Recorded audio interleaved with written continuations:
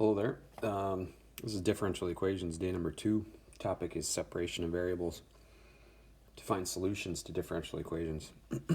So down here I've got this differential equation.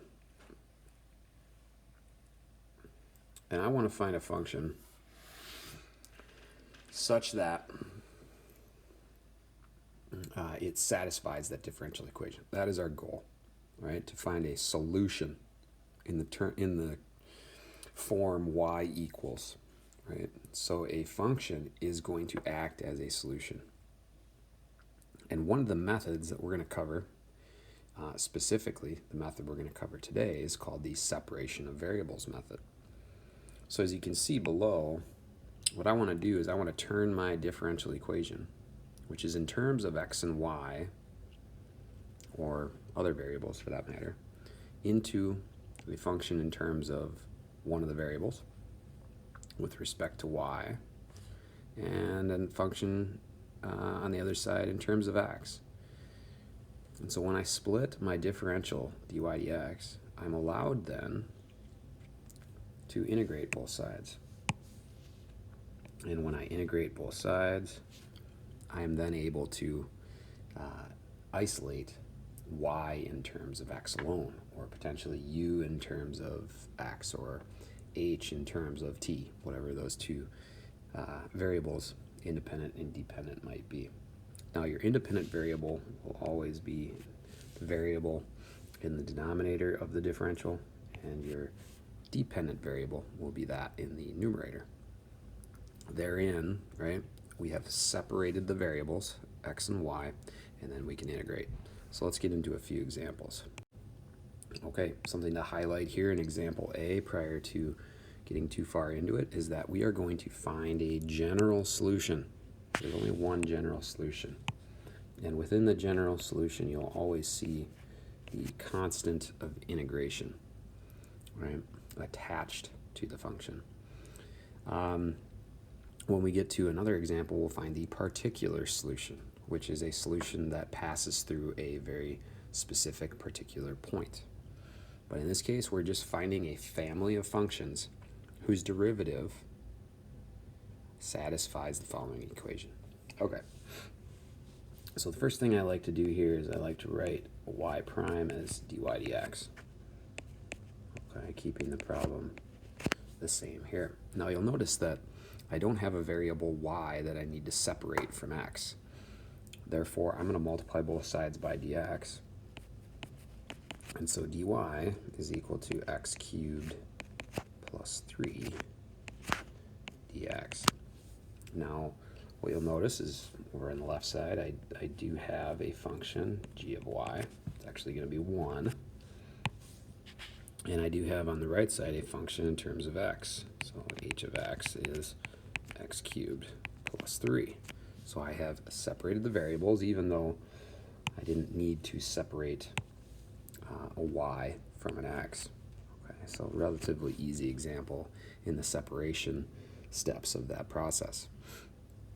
Okay, now I'm going to integrate both sides. When I integrate the left with respect to y, I get y plus some value c. And I'm going to call that c1, and you'll understand why in just a second. If I integrate the right side, I get x to the 4th over 4 plus 3x plus, I'm going to call this c2. Okay, now when you integrate and find the antiderivative, of course using the fundamental theorem, if you don't have any limits of integration, you add that constant of integration. Now I'm going to subtract c1 from both sides, and that will give me y equals x to the 4th over 4 plus 3x plus, when I take c2 minus c1, I just get another constant. So from now on, I'm going to skip the step of putting the constant of integration on both sides, and I'm just going to always tag it on the right side with that independent variable. And there you have it. That's it. That is our general solution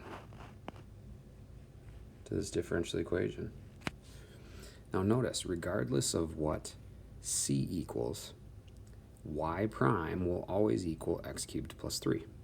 Therefore, this is a solution to that differential equation, right? It satisfies this differential equation. Okay, let's look at another example. All right, we're mixing up the variables slightly on this example. You can see now I have du dx, or u prime of x. Let me rewrite this, of course, using my first step that I prefer. Du dx equals e to the 2x minus u. Now, if you think of properties of exponents, e to the a minus b is equivalent to e to the a, e to the a over e to the b. So I'm going to rewrite this as e to the 2x over e to the u. All right, so I need to separate variables. I want everything u on the right side, everything x on the left, everything u on the left side, everything x on the right side. So this will be e to the u du is equal to e to the 2x dx. All right, I've separated everything u is on the left, everything x is on the right. I'm prepared to integrate. I integrate. Integral of e to the u is, with respect to u, is e to the u. Integral of e to the 2x is 1/2 e to the 2x, and I'm going to tag that constant on the right side. All right, so my goal is to find a general solution for the function u in terms of x such that its derivative is e to the 2x minus u.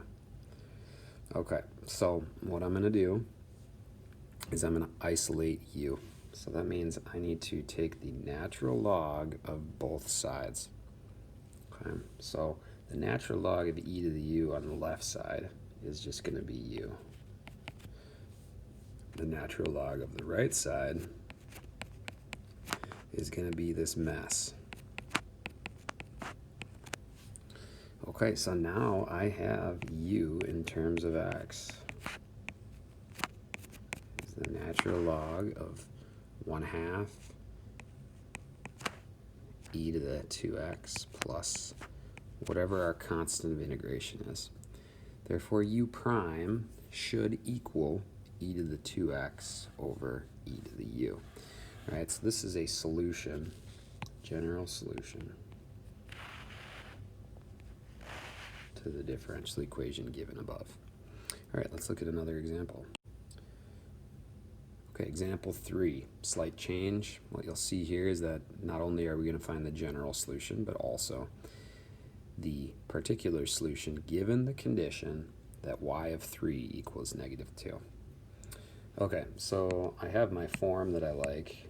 All right, I got dy over dt is equal to t squared over y. I'm going to separate my variables, which means I'd have y dy is equal to t squared dt. Okay, I've separated my variables successfully. I'm going to now integrate. And when I integrate y with respect to y, I get y squared over 2 using power rule of sorts. Same thing on the right side. I get t to the 3rd over 3 plus c. Now this is where I employ my condition, which is 3 -2. So if I plug in -2 in for y, square that, I get 4. 4 over 2 is 2. On the right side, I'm going to cube 3, which is 27, divided by 3, that's 9. So I see that c will equal -7. Now I'm going to work with this to first find my general solution. I'm going to multiply both sides by 2. So y squared equals 2 times t cubed over 3 plus c. There's my general solution. Okay, I like to leave y squared alone like that. I don't like to take the square root of both sides and tag on the plus or minus. IB will kind of drive the direction that they want you to go with that, but I would leave it right there as y squared equals that.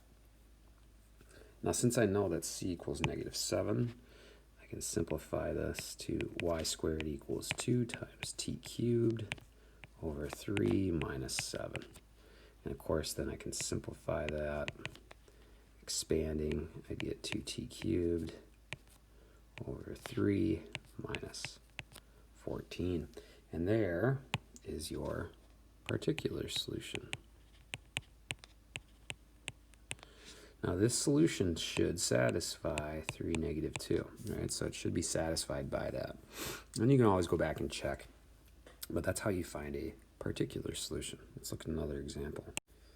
All right, here our variables are p and t. Typically when you see a p and you see a t, it's somewhat related to population and time. So let's separate the variables and see what we're working with here. Okay, I'm going to separate by dividing by p minus 2 and multiplying by dt. So I'm going to get 1 over, we're going blue, I guess, p minus 2 dp is equal to t to the 4th dt. All right, integrate. They've been separated. Let's now integrate. All right, the left side will equal the natural log of p minus 2. You could do a u sub there if you wanted. I just have gotten to the point where I don't need to, and maybe you don't either. Okay, and I get t to the 5th over 5 plus c on the right. I'm going to use my initial condition of 0, 0. I'm going to plug those values in, so I get the natural log of 2, right? That'd be the absolute value of negative 2, is equal to c. Interesting, because t equals 0 gives us 0 to the 5th over 5. So we see that c is equal to natural log of 2. So let's first do this, and let's find the general solution to the differential equation. Okay, so I'm going to use this idea that e to the ln of a is equal to a. So in this case, I'm going to consider a. Whoops, that was my eraser. I didn't want to do that. Okay, there we go. Let's erase. I'm going to consider a kind of like this p minus 2. So I'm going to take e to the power of both sides. And on the right side, what I'll end up with, if I had e to the ln of p minus 2, I just have p minus 2. So I'll have p minus 2 is equal to e to the power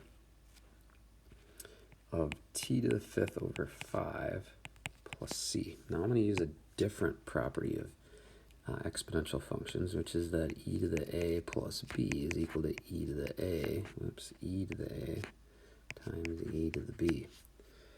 All right, so I'm going to rewrite again. P minus 2 is going to equal e to the c times e to the t to the 5th over 5.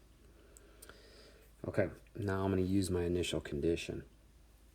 All right, so well, actually first I should probably find my general solution.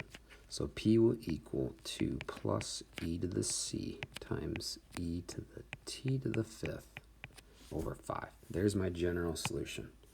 I'm going to write that right here, general solution.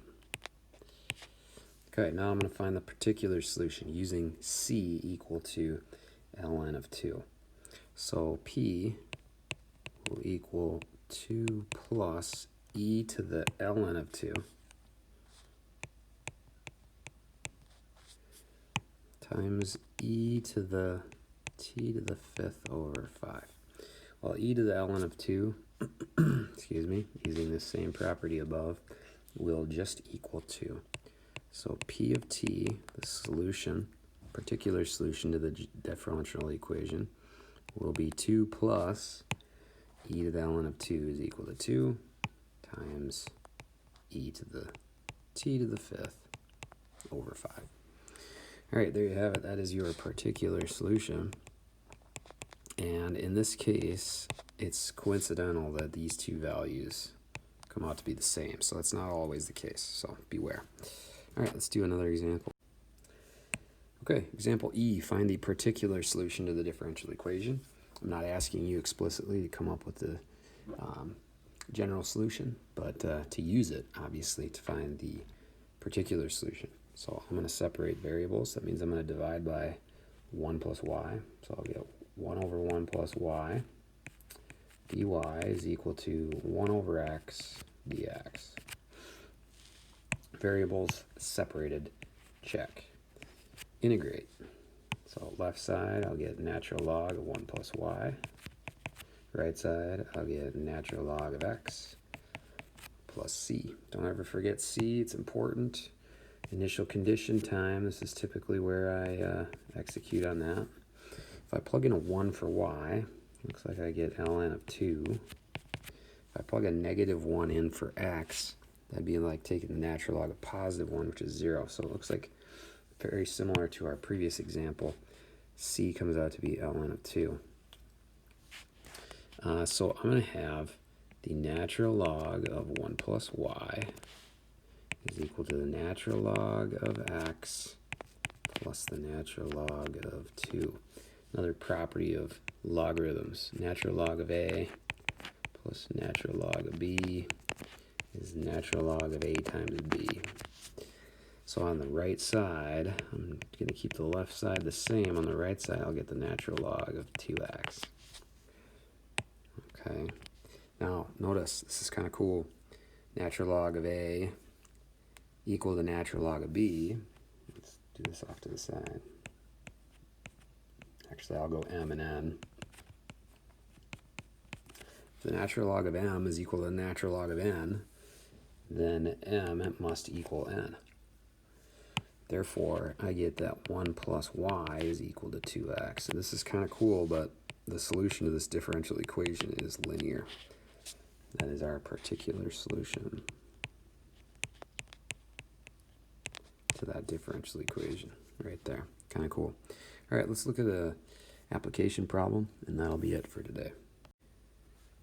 Okay, the tube cross-section shown below has inner radius of 3 and outer radius of 6. Within the tube, water is maintained at a temperature of 100 degrees Celsius.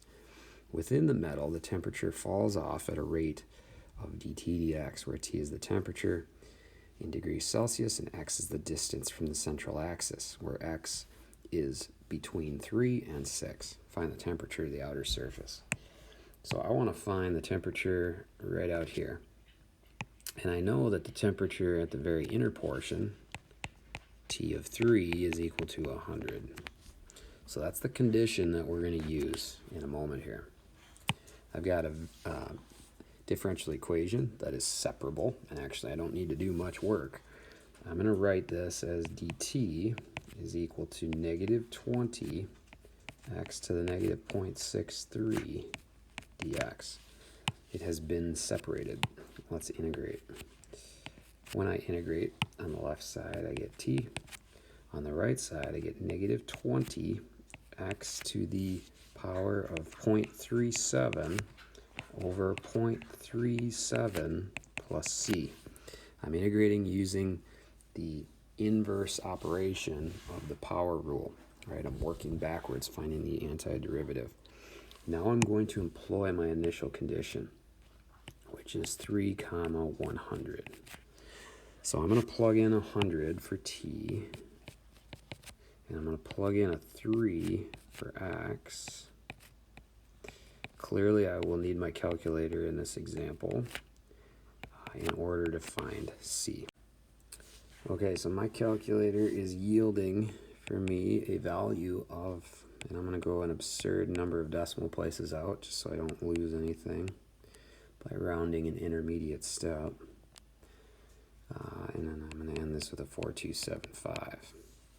Okay, so our particular solution for t of x is going to equal negative 20x to the 0.37 over 0.37 plus this number 181.164, and I'm going to mentally round it there, but I'm not going to round it in my calculator. So there's our particular solution. Okay, now what I need to do is I need to find the temperature at the outer surface. Well, the temperature at the outer surface is going to be T located at 6. Okay, and when I use my calculator, T located at 6 to 3 sig figs comes out to be 76.3 degrees Celsius. There you have it, guys. That's a little application of separable differential equations. I will see you in the next video.